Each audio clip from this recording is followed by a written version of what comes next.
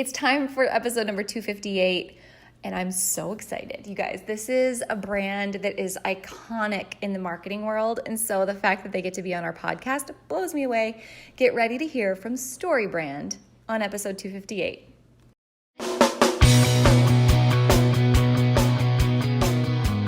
Let's talk about your business, strategy, and the juicy details of what actually works, from mainstream fashion to fashion on Main Street and the entire ecosystem behind it. How do we scale your company and do it with the balance and the happiness that we all seek?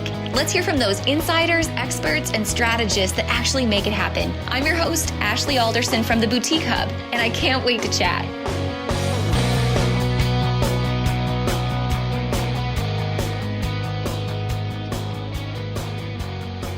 Hey guys, if you haven't yet heard of StoryBrand, it's time to get your Google fingers out. I first read the book by Donald Miller probably a year ago now and took copious amounts of notes, and then started to follow up with all of their online tools and resources and found how easy it was really to break down the different elements of story and the different characters in the story and how to position yourself as a guide but not the hero of the story. And that's the exact opportunity that every single one of you have today, as I know so many of you are building a more authentic brand and a more personal brand and a more empathetic brand, especially the situation that we're in right now with a global pandemic, and really using a lot more live video and building more personal relationships with your customers.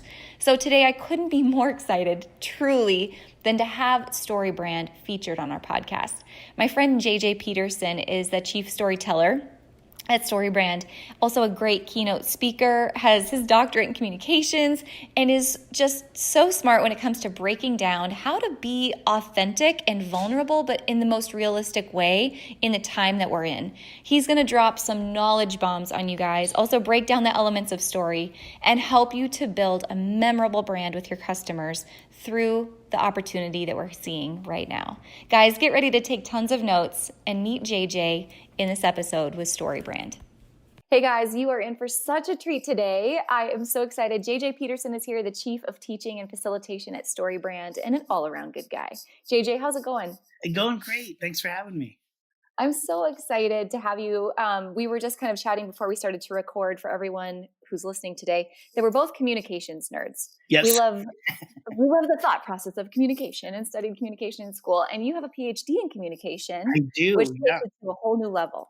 Yeah, and actually study specifically in narrative theory and narrative marketing. I love it. So if you guys are listening, make sure you have notes to take today. You've got a notebook handy because you're likewise going to get your PhD from JJ. So a couple things, in case anyone has not yet read StoryBrand or has followed StoryBrand and the framework, I want to start there to kind of give everyone a little bit of background and context on that. And then we've got a number of other things we can talk about as it relates to marketing today and retail today. But I think this is a great place to start in terms of how to clarify your message, how to stand out in the marketplace, and how to not confuse your customers.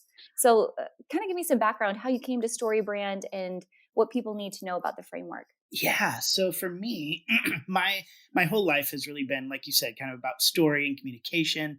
My undergrad degree is in communication, and I worked for two different international nonprofits in Africa and in Central America, doing community development and fundraising and messaging for them, and then ended up actually doing comedy for a while. I toured and did improv comedy, which is the obvious move from working in the slums in Tijuana to stages across comedy clubs, and did that for a while. And then ended up going back and getting my master's actually in theology and the arts, so study of story in film and television. And then became a professor and taught communication and became dean of students. And I was living in Southern California. And as you do in Southern California, I actually sold a reality television show to a production company because I had worked in television and film as well. I have kind of this crazy, wild, fun history, but I made up a television show with my brothers called Bad A Brothers. And the premise is that my brothers and I were so not bad A that we couldn't even say the word. And the way that we would up our bad A reputation is by traveling around the United States and finding those old quirky laws that are still on the books, like you can't cross the Minnesota border with a duck on your head, true law. And we would research the history behind those laws and then break those laws so we could be more bad. so um, so I left. I was dean of students at a college, and I left the college to pursue this dream of really creating this crazy show with my brothers. And I had done TV and film for a while, so I'd kind of been in that world. And So that's your parents knew that this was what was coming. Your parents were like, yes, go for it. well, I was already like almost 40 at this point. So my parents were, they really didn't have much say. They did love it because they love all of us brothers being together. So but so it was actually when I was dean of students, I invited Donald Miller, who's the founder of StoryBrand, in to speak at my college.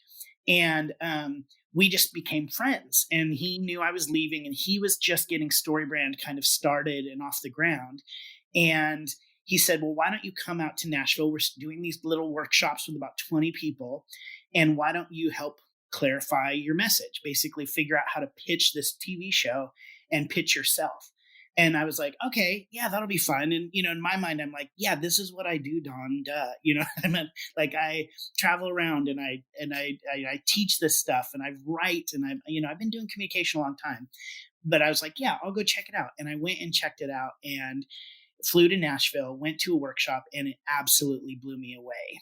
And the reason it blew me, and then basically from then on, I was hooked. Like the TV show ended up getting picked up, but never made, and kind of fizzled out. And in the meantime, I just kept coming back to Nashville to be a part of StoryBrand. And why I kept coming back is because what StoryBrand does is so many people are so close to their products and services, or they are in a really crowded marketplace and don't know how to stand out.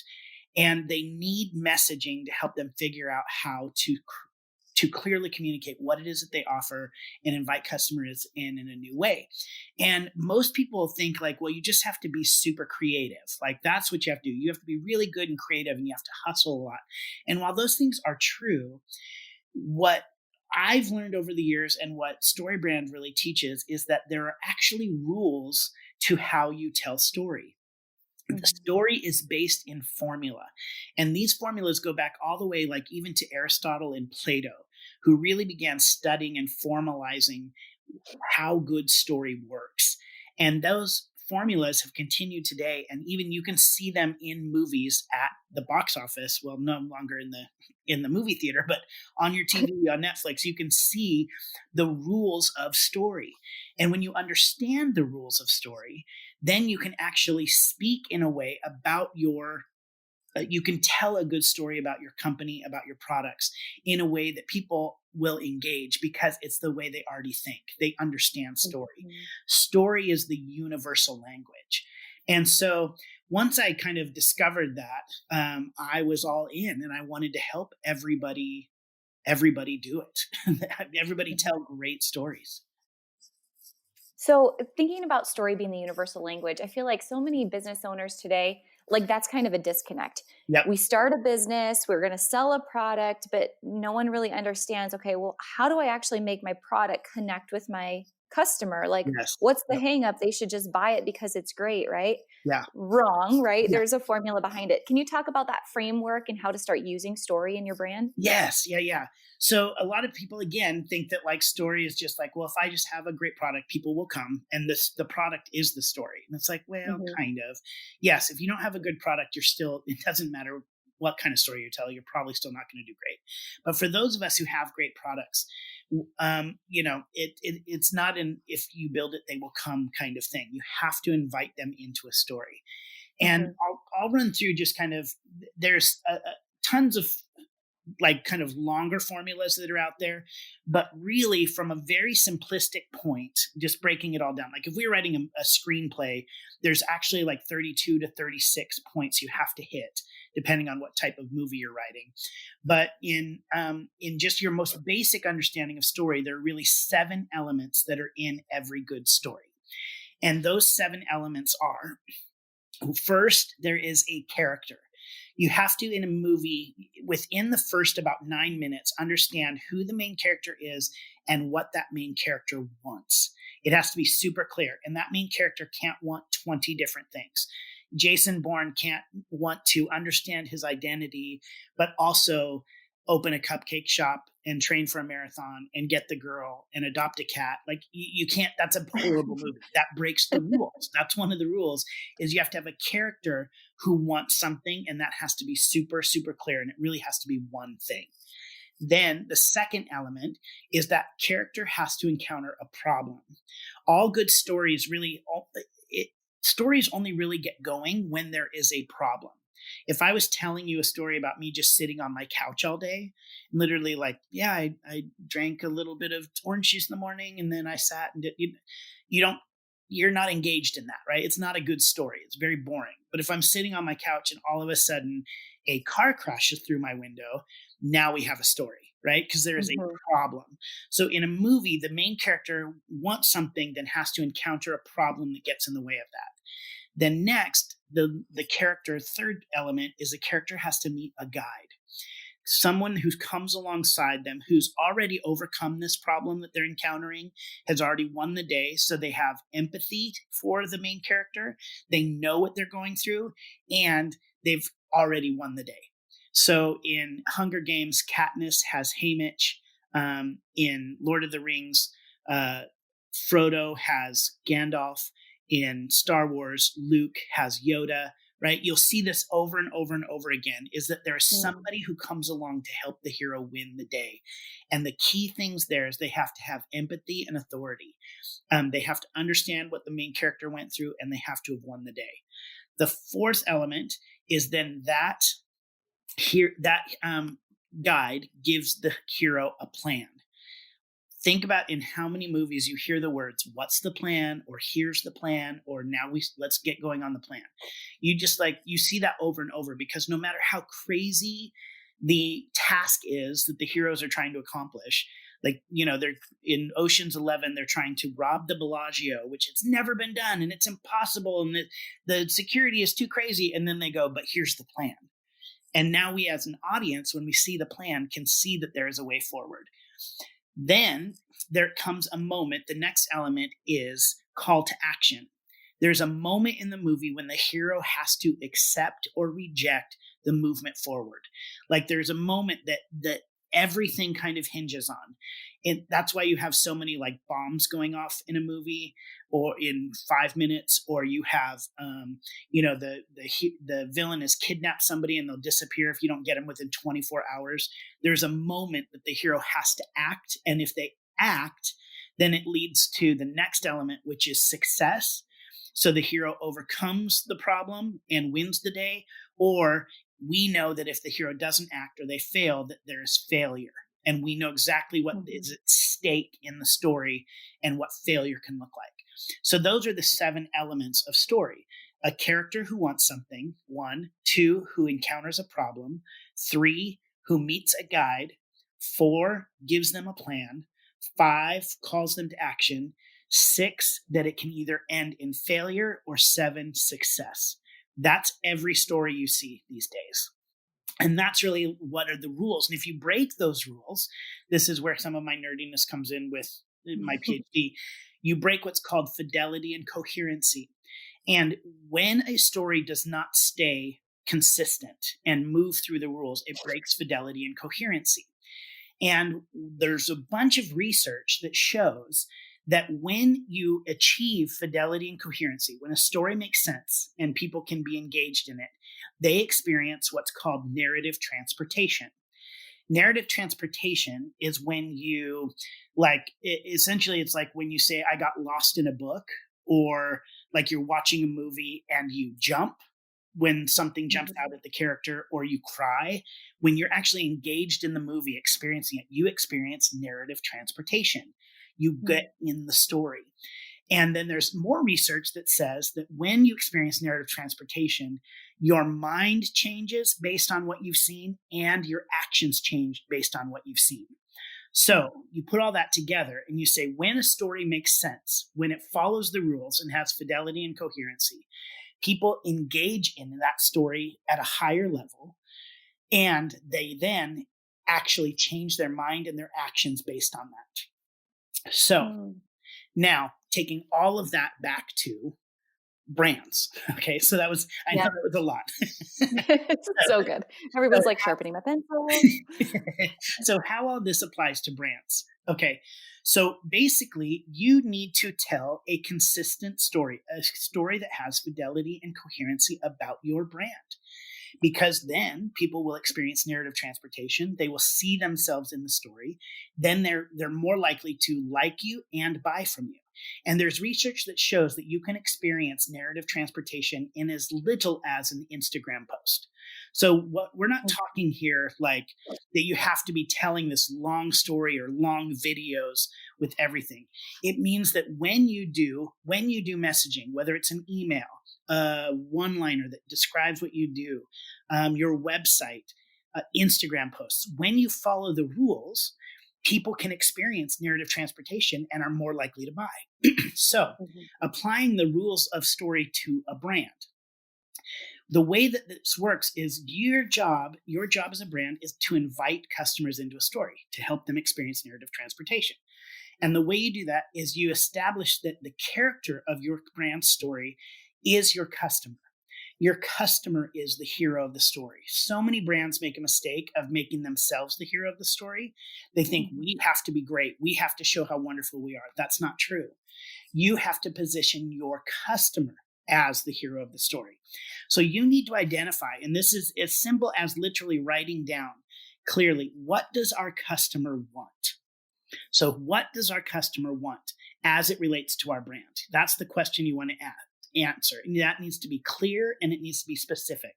And it can really only be one thing. It can't be 20 things. In the same way that Jason Bourne can't want 20 things, your customer doesn't want 20 things. It's Mhm. like if you were to say, you know, you hire a plumber and you like love the plumber, and the plumber comes over to your house and hands you the business card after they're done, and you see that they are a plumber and a caterer. Well, at that point, you're probably not hiring them for either, right? Like they need to be known for one thing. You can't be known for a ton of different things. So you need to write down what is it your character wants. And the second piece of that is who does your customer want to be? What Mhm. is their, what we would call aspirational identity? So, how do they want other people to describe them? How do they want to describe themselves? Fashionable, trendy, on point, cute. Even you can go into other things like brave, strong, Mm. heroic. How would you describe? They want to be described because your brand is about helping them become somebody. Customers that participate in the transformation of their customers are going to win. When you help somebody become something and speak that back to them, that's when you win.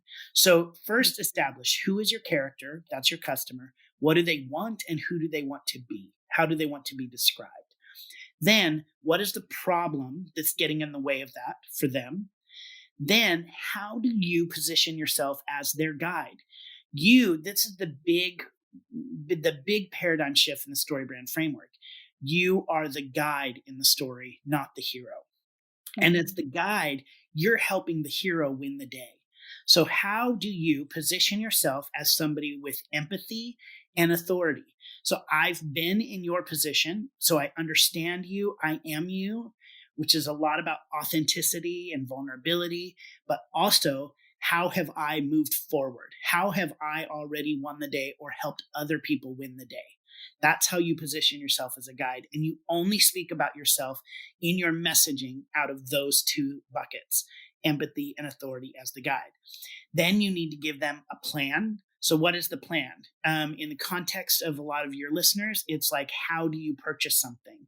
Or how do you accessorize? Or how do you put an outfit together? Or how do you want to create a plan. This is what you're supposed to do. I'm your guide, and I'm going to show you how to become who you want to be. And this is what you need to do that. 1, 2, 3. Your plan should have no more than 3 steps in it. Once you get over the 3-step plan, they don't pay attention anymore. Then there needs to be a call to action. And that call to action usually is buy now. It just is literally like, and you can up the ante in buying now by doing like time sensitive offers, because like that literally is like the bomb going off in a movie. Like you have 24 hours to make this order. You want to often, what I recommend in those contexts is don't discount if you can help it. Try to move to value add. So, I mean, obviously, like you're going to have sales on products and things like that. That's fine. But when you are in the boutique space, you are not a discount brand. So don't position yourself as a discount. So when you create new calls to action, try to find out, how do I add value to this instead of diminishing the value of it? Now, granted, is there moments for sales? 100%. Is there moments for flash discounts? 100%. Yes. Do not take that as a blanket, like never discount. However, always, I would argue first, how do you add value to your customer in those moments where you have 24 hours or our fall sale or something like that? Look at value add versus money discount. Then beyond that, so that's the call to action. And then you need to show what success looks like. So when they actually follow through and buy what they're going to buy, what does that look like on the end? And then failure, what happens when they don't? And you have to just put a little bit of missing out kind of things. So in the boutique space, you're not going to go like your life is miserable if you don't have this. It's not a manipulative thing, but it is showing that like you're missing out a little bit, and you need to show that they've missed an opportunity. So even with your brand, it's the same rules as a movie. Know what your character wants and who they want to be. Know what the problems are that are getting in the way and speak to those problems. Your brand solves problems for your customer. You position yourself as the guide with empathy and authority. Give them a plan to move forward. Find every moment you can to call them to action, and then portray what success looks like when they do and failure looks like when they don't.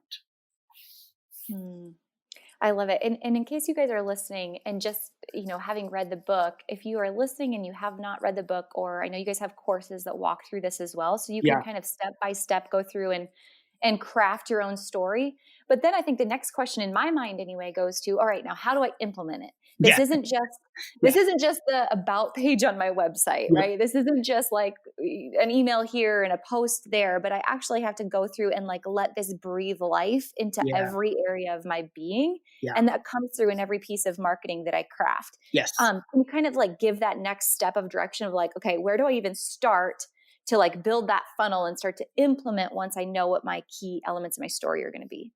Yeah. So the way that I look at those key elements is what I consider them to be guardrails. So it's not that you only say the tiny words that are in that description. It's that anything you say has to come out of those spaces, right? So anything like if you decide that the aspirational identity of your customer is to be trendy, then whenever you're writing emails and when you're doing Instagram posts, it needs to come out of the trendy bucket, right?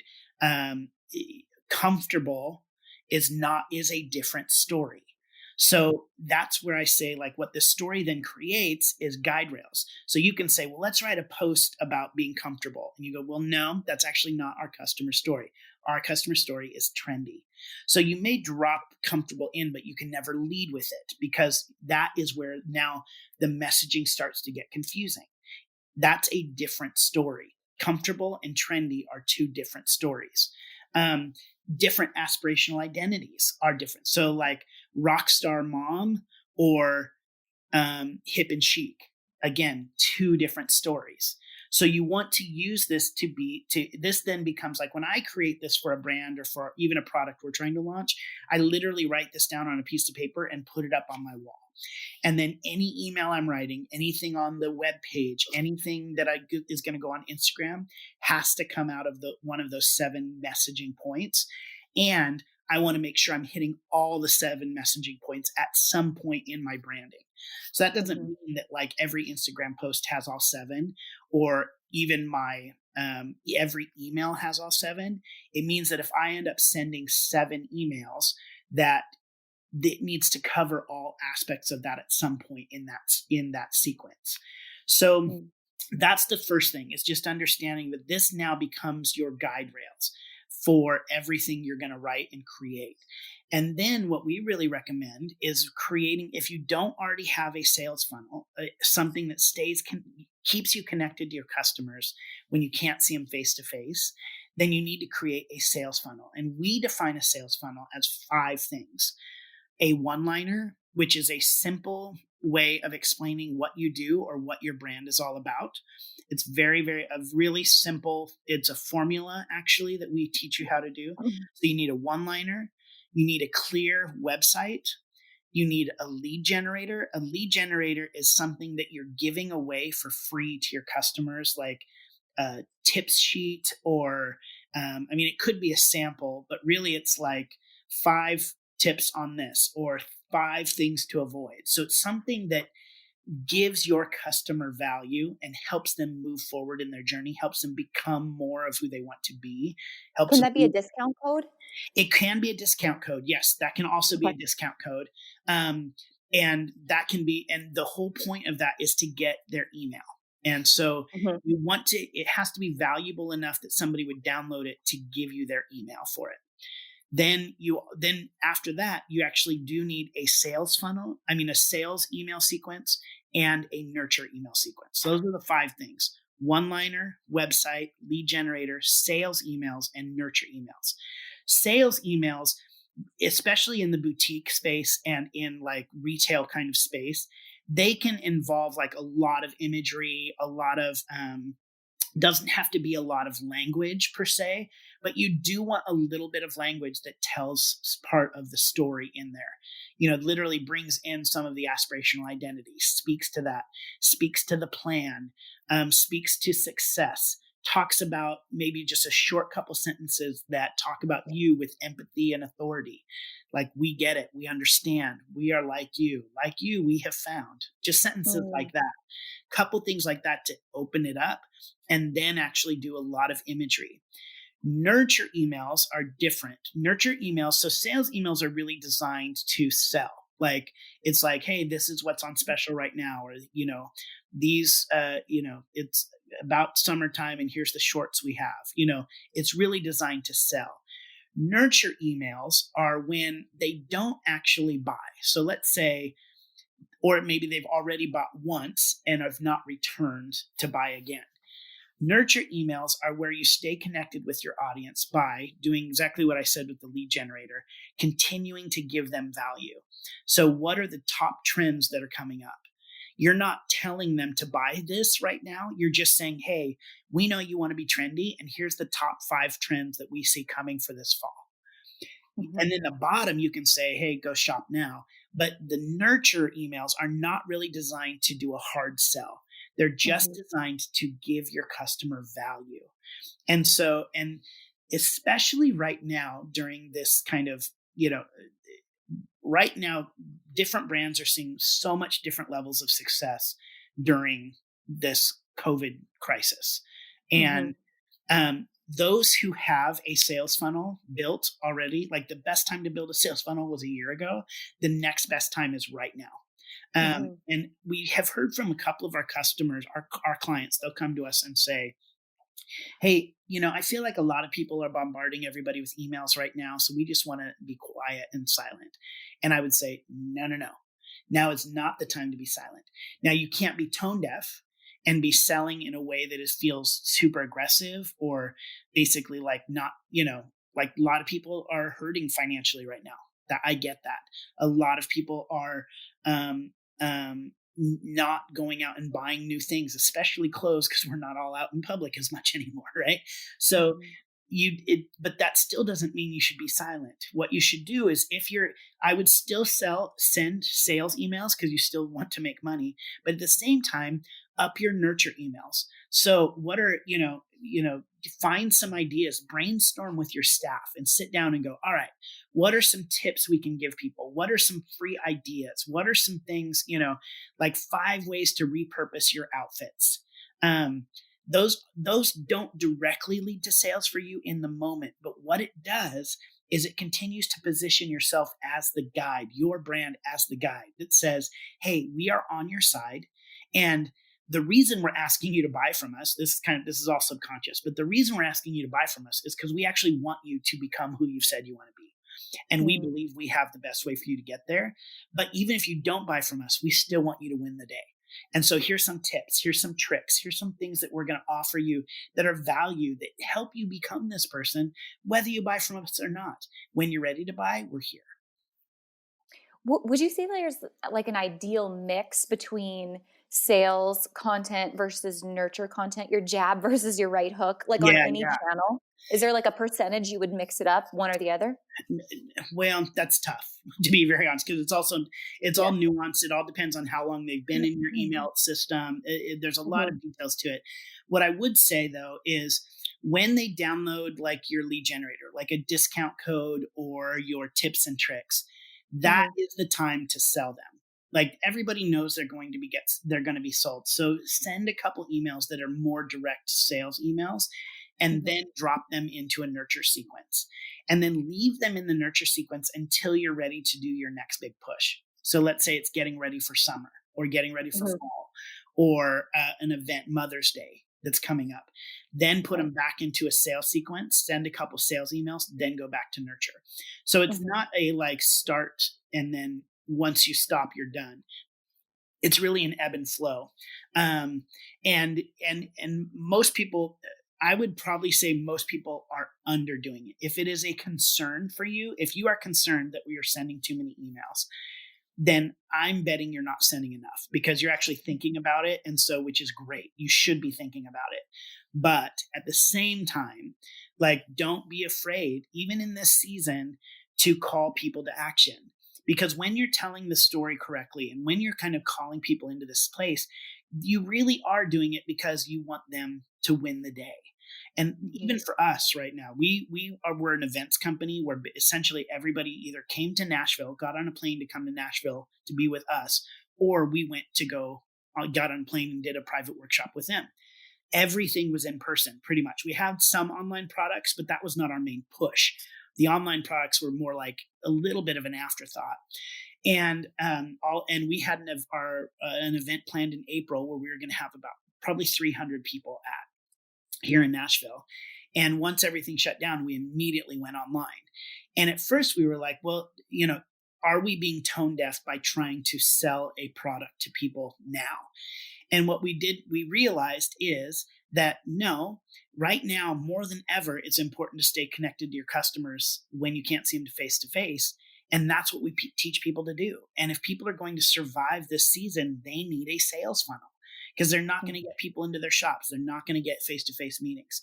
So they need a sales funnel. So if we actually believe that our product can help people, which we do, we believe it can help people and move forward, then it actually is our responsibility to sell this to them.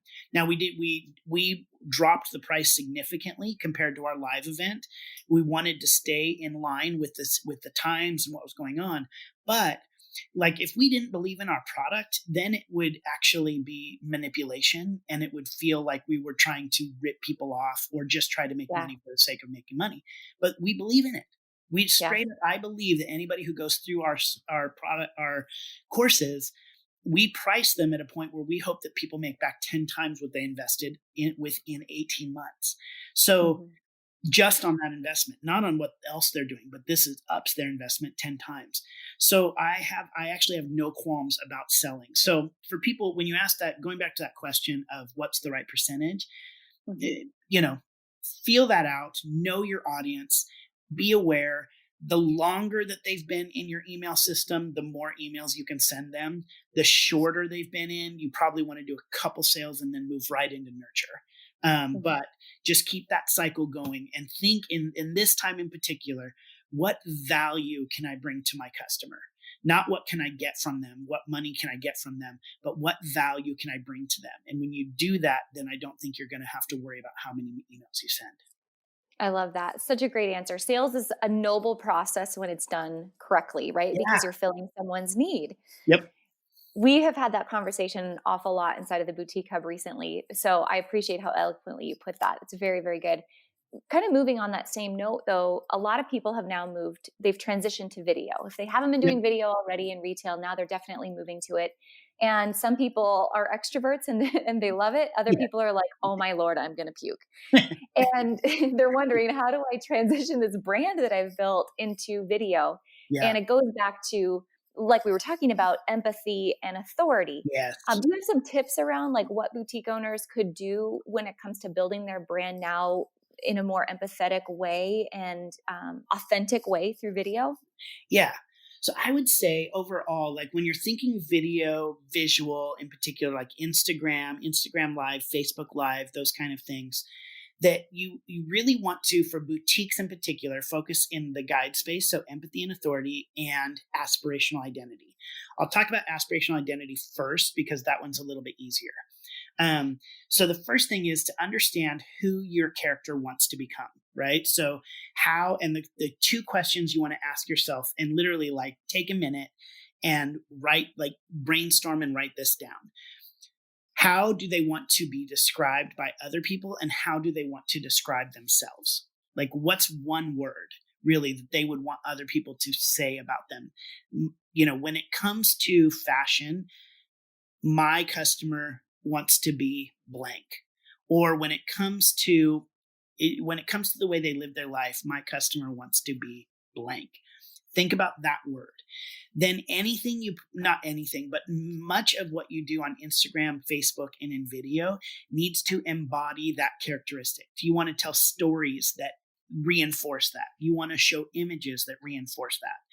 And you just want to put that out there so that you are putting yourself as their guide. This is what you will become when you wear this. You don't always say that, but that's what you're showing them, right? That this is part of their aspirational identity. So that's just visually from a video, content, and all that stuff. Just think in terms of, how do I constantly reinforce for my brand that we are the people who help you become blank? Mm-hmm. Now, when it comes to how you position yourself as a guide, you have empathy and authority. So empathy is just, I am like you. I understand the problems you're experiencing. I understand the things that you're going through. And then authority is either I have conquered that myself, or I have helped other people conquer that. So think of, if you've seen Hunger Games, Haymitch and Katniss. Haymitch has won the Hunger Games, so he knows what it's like to be in it, and then he's also won it, so he has got that authority. Yoda is already a Jedi. He's been through that. He knows what that training is like, and he knows how to move forward, right?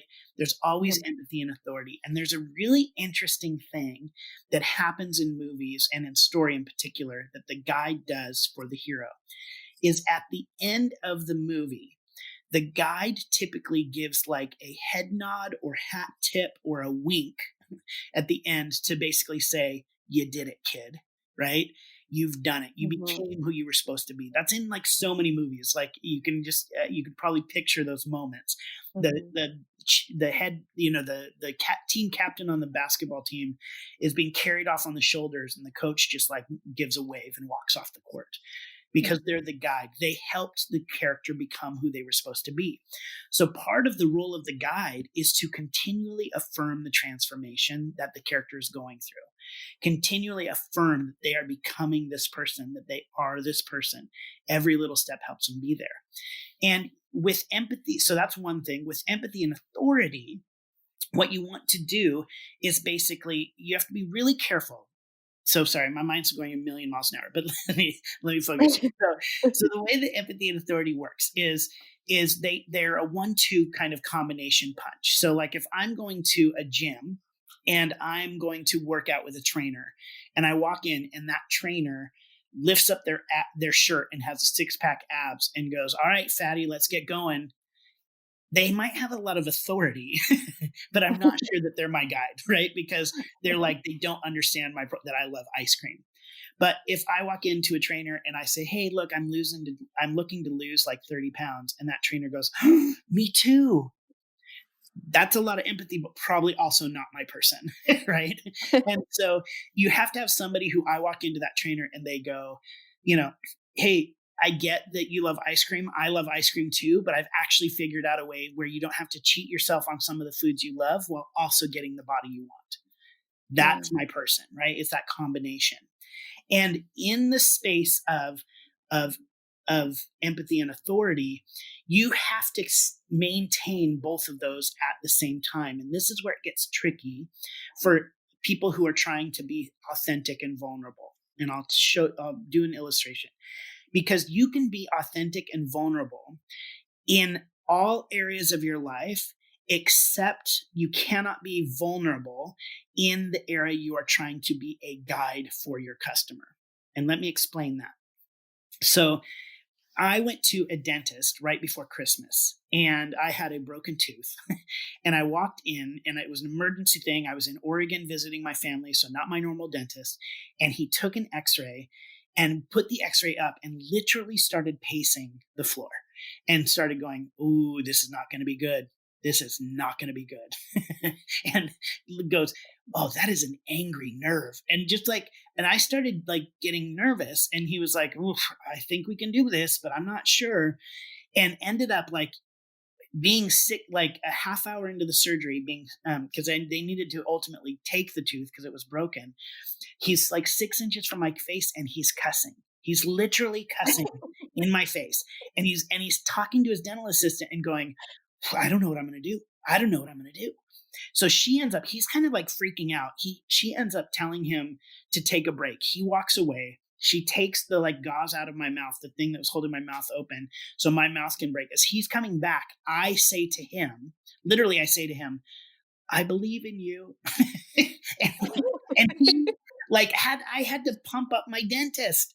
And then he's like, "Oh, it was like one of the worst experiences of my life." Now, that was him being authentic and vulnerable without authority. And that's what I mean, what you cannot do.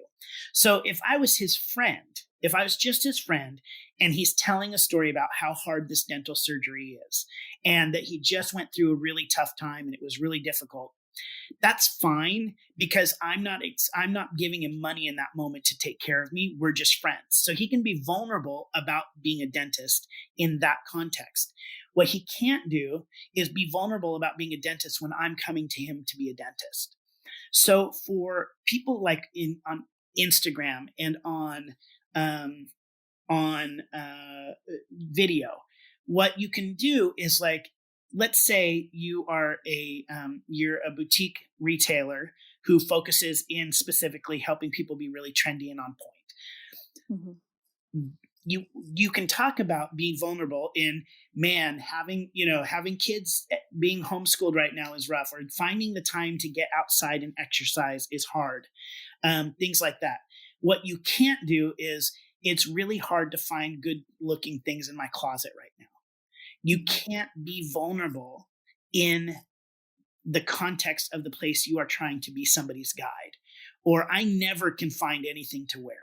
That's fine. You can't do that. It's fine in another context, but it's not fine in a fashion context. Now, you can talk about previously having problems. So I used to struggle with this, because that's empathy, but I found a way to move forward. That's authority. So you can, when you talk about vulnerability in the context of the business that you have, it has to be in past tense. You cannot be in that same vulnerability now. But you can be vulnerable, authentic about any other area of your life, as long as it does not diminish your authority in the fashion space. Does that make sense? That's so helpful. Yeah, I can be vulnerable in the fact that I hate homeschooling my kids, Yep. and that I'm sick of cooking dinner and doing the dishes, but not that I struggle to dress myself every morning. Yep. Yeah. Perfect. It's the same thing. Like, if your customer wants to be trendy and on point, if you show yourself wearing sweatpants and not doing your hair, they better be really trendy sweatpants that make like only trendy people would wear, but you're not wearing like bleach stained ones, right? Like, you're not doing that, because that Right. diminishes your authority. While it ups your empathy, it diminishes your authority. So you have to balance both of those well together. That's helpful. And it's once in a while, but it's not your regular. Like, you're still always giving your customers something to aspire to. I think Yeah. about that with like, specifically boutique owners use photography, right? And now Yeah. being in this weird situation we're in, photography changes a little bit, but the number one key is making sure those photos are styled. Like Yeah. everything, again, going back to you talking about aspirational, like what is your customer aspiring to be? She's Yep. not aspiring to be Walmart. So you've got to up your Yes. game, right? You've Yes. got to be way better than Walmart. And then again, you're not Walmart on price either. Like you're Yeah. adding value. Like there's so many key things that you've said today that, I mean, absolutely hit the nail on the head for the brands that boutiques are trying to build. I really appreciate it. Oh, good. Good, good. Well, that's what I mean. We're all about, helping, especially small businesses. Like Mhm. the majority of our clients are under a million. I mean, we deal with gigantic ones like Ford and Pantene and, the U.S. Olympic Committee and things like that. But we're not like, Mhm. but the majority of our people are small business owners, and that's the backbone, truthfully, of our economy, and we want them to succeed even more than anybody else. So hopefully this gives some tips and help in that. So helpful. And I'm impressed by your knowledge of fashion that you've demonstrated like 30 times throughout this podcast. Boho trendy chic. I'm sure you mentioned that a couple of Yeah. times already. It's funny because actually, like even when you were saying photography, I have one of my coworkers' wives is she does fashion week here in Nashville, and Mhm. is starting to take pictures for people who are like boutiques here in Nashville, um, and um, and she's having to rearrange her messaging as well in Yeah. how to do that and what to sell and all that stuff. And that's the thing is, I think too, in this specific season, don't be afraid to change your messaging a little bit. Like, don't Mhm. go completely off your brand, but empathy really says, I get that this is an interesting time. Please don't use the word unprecedented, because I will shoot the next person that does. Because, like, don't be cliche, right? But be authentic Yeah. and real. That's another thing I would say about the authentic and real is don't be cliche. Don't fall into the cliches that everybody else is using right now. Even if Yeah. you say like, this is hard times, that's actually okay. Or like, I know everybody's struggling, that's fine. But when you hear weird words like unprecedented, that's just like become overused. And Yeah. just try to be authentic with the words that you would don't try to be clever with your words. That's the thing we always say. Don't be cute and clever, be clear. Mm. Clarity should always trump cute and clever. Now, when you're talking the boutique, do you have to be cute? Yes, 100%. I get it, but not at the expense of clarity. Be clear first. Don't try to be fancy, because that actually diminishes your authenticity when you try to write in prose and all these other things, unless that's who your brand is. Just Yeah. just speak clearly. Speak very clearly to people. Be real with the words that you use, and you're going to see a better result. So good. If you confuse, you lose. Yes, yes, that's our motto at StoryBrand. I love it. All right. Well, DJ, talk to me about if anyone wants to follow up and obviously reading the Story Brand book or Marketing Made Simple. Tell us more about how they can get in touch with you and follow all the awesome things that you and Donald have going on. Yeah. So, our company is obviously StoryBrand, but we have, I mentioned we do some online stuff, and this is particularly directed at small businesses and small business leaders. And it's a thing called Business Made Simple University. And it's where we put all of our online courses. So we put the StoryBrand one where you actually can figure out your messaging itself, and then the Marketing Made Simple, which is how to create a sales funnel. So literally step by step of how to create a sales funnel. And then a number of others. Right now we have, I think, an Enneagram course and a mission statement course, and we're getting a proposals course coming, a communication course, um, uh, negotiation. So those are all going to be going in there. And that's at businessmadesimpleuniversity.com or bmsu.com. And for your listeners, we actually have a BOGO code. So we have a code that is BMSUBH20. So BMSUBH20. And that's, you can do a buy one, gift one. And so you can go on with somebody else, or give it for you and somebody on your staff. That really helps you understand how to do, how to create a clear message and a great sales funnel. So that's a buy one, gift one at businessmadesimpleuniversity.com. And the code is BMSUBH20. Thank you so much for that. And we'll put that in the show notes too, so everyone can grab a chance at that link. We really appreciate that. JJ, before we part ways today, I always ask everyone on the podcast this question, because I know that besides running businesses and speaking to, thousands of people like you do, and coaching small businesses and leading the life that you live, everything we do here has a bigger purpose, right? Yeah. And so I always ask people, 20 years down the road, 30 years down the road, and we're past the pandemic stage that we're in right now, clearly. And we're looking back at the life that we lived and the businesses that we helped create and the legacy that we want to leave behind. And I just want to know, what is the thing that you want people to remember most about what you created and how you lived? And what's the thing you want people to say about how they knew you and who you were? Wow. I think for me, and this is so contextual right now to what I do, but also just kind of who I am in general, is that he was a great guide. There's a whole other thing we didn't get into about story, that the 4 primary characters that are in any story are really hero, victim, villain, guide. Those are the roles that we see in movies. And part of why we see those in movies is because those are the roles we see in ourselves. We all play those at different times in our lives: hero, victim, villain, or guide. And the victim there are real victims in the world, but so many of us play the victim. And the victim, actually, stories are not written about victims. Victims in a story are there simply to make the hero look good or the villain look bad. That's it. They take energy from those people or give energy, and that's it. So I really don't ever want to play a victim.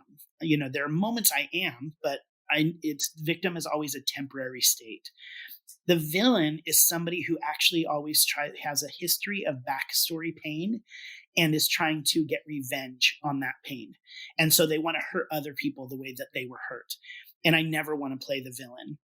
The hero is somebody who has maybe experienced some pain in their backstory, but then now is trying to redeem that for themselves and for others.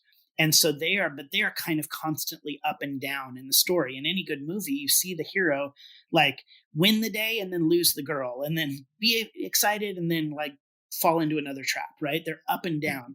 But ultimately, their job is to redeem the pain that they've experienced for themselves and others. And then the guide is the one who comes alongside. The guide is the strongest character in the movie and helps the hero win the day.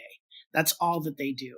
And I think for us as humans, what I would love to see is help everybody kind of stay as much out of the victim and villain roles and live in the hero and guide roles, and really try to then ultimately become the guide. And I think if on my tombstone, if they could say he was the ultimate guide, that really the way that I lived my life was about helping other people win the day, whether that was in business or in my friendships or family or personal life.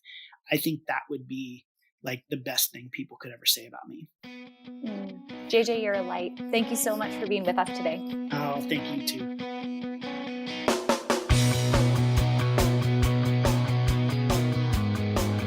Hey guys, thank you so much for listening to this episode. We hope that you loved it. Don't forget to hit subscribe and leave a rating and review down below for a chance to be one of our featured listeners each and every week. For more information on our spirit of community over competition and how to access complete show notes and bonus downloads from our guests, head on over to theboutiquehub.com and join the community. We'll see you next week.